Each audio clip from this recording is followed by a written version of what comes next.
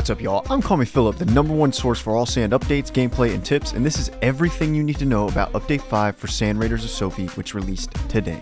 When I woke up and read this changelog, I was blown away by how drastic these changes were to the trampler versus trampler gameplay, and nobody was expecting them. Usually I can cram these into a minute-long short, but hardly any of the points on this list were something I could just briefly pass over, so let's start from the top and break it all down. In this update, there is nothing on the list talking about re-enabling capturing yet. This will be out next week, in quotes, according to the devs in the Discord. Hopefully. The first things I'll be covering on this list are the basic, quality of life, common sense glitch needs to be patched type updates. After this, I'll get into more game-changing stuff that just blew my brain. So starting off, there have been supposed anti-cheat improvements, and they're also optimizing rendering to hopefully get more frames out of our PCs. They finally fixed an item dupe exploit with boxes and apparently fixed tramplers falling through the ground, fixed the transparent character model in spectator mode, and fixed the soft lock and extraction for teams of 2 and greater. All the stuff we will be seeing updated for eternity, anti-cheat, bugs, and optimization. Yippee. The whole next section of artifacts being rebalanced is what really got me shaking in my boots. First is the dome shield. This thing has needed a serious health buff for a while, because in large crews it goes down in about 4 seconds. Not joking, here's my friends and I obliterating one.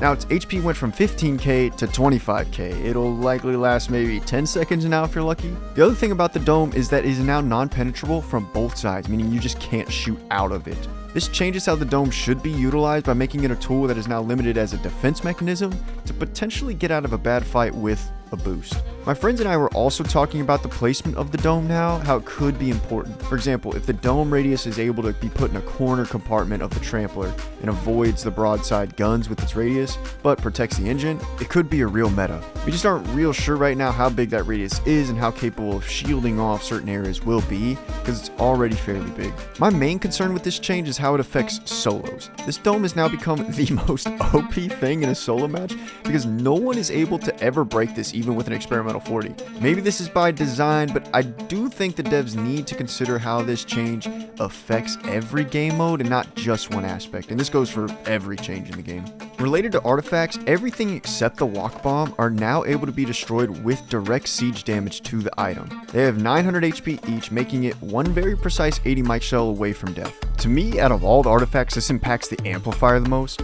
As a team, we would typically just throw that thing on the wide open broadside, but now it may be worth tucking it behind a cannon and being a little bit more strategic. Shields in general, we would typically leave on the floor throughout an expedition, but now it will be worth putting it behind a door or something so something goofy doesn't happen, like some enemy lobbing an 80 mic shell from downtown across the map hitting it. This means you also may need to be a little bit more careful how you're driving that trampler around and bumping into stuff. Along with direct damage, EMP shells now just got a crazy buff and can disable any activated artifact, including the walk bomb. Not only are the artifacts disabled, they also get completely destroyed. The keyword here is activated.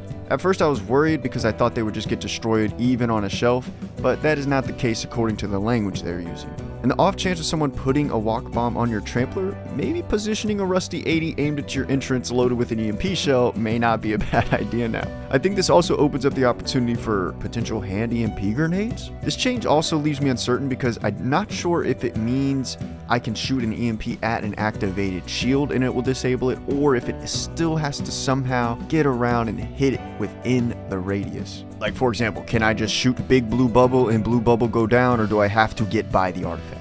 We will just have to figure that out as a community with some time, but for now, something to test and be aware of. Lastly on this list was a change to the way smokes work. I'm not sure if this applies both to hand grenades and 70 mic smoke shells, but now when shooting a smoke on a trampler, it no longer just sticks to it. This means the cloud will just exist semi-permanently wherever it was shot, and you could just drive through or around it. In my opinion, the smokes lasted a little too long, but it's also the price you pay for getting close range with no utility to counter. For example, if you get smoked, you should be popping a shield or some other utility piece to protect yourself during that time, or you can even smoke them back.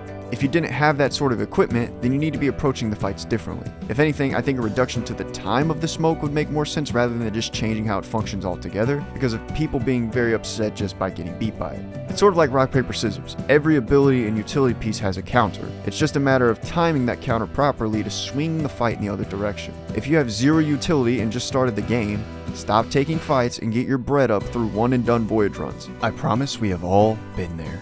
Because of this change now, smokes only act as like a getaway or positioning tool or something you can use when immobilizing a trampler. But if you have already immobilized a trampler, you're most likely winning that fight anyway, so pumping a smoke into their second floor won't be as useful as just shooting their engine with another gun. Oh. What an update. As usual, the SAND updates are keeping us on our toes, and I love the care and attention this team has towards this fabulous game. We all know it has good bones and continues to improve every single week, so let me know what you think about these changes, and be sure to subscribe for more lightning fast updates and other forms of SAND content. I'll see you in the dunes, Raiders.